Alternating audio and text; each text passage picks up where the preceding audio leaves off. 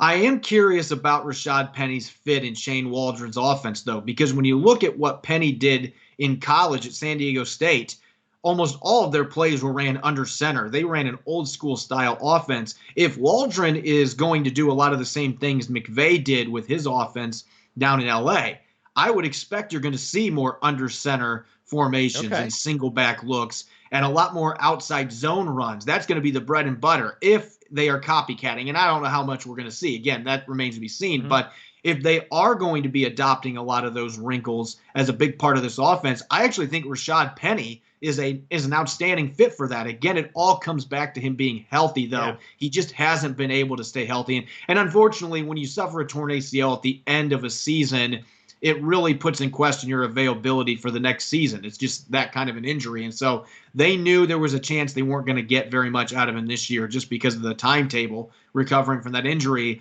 From what I've been told, they still believe that he can be the guy. And again, you'll look at the offensive scheme. If he's going to break out, this would seem to be the scheme that would be best suited for him to do that. And then they like DJ Dallas, too, their fourth-round pick out of Miami from last year, who's a little different style. He's more of a between-the-tackles runner, a little bit of pinball action. He bounces off a guy. He's a really good receiver, a former receiver converted to running back.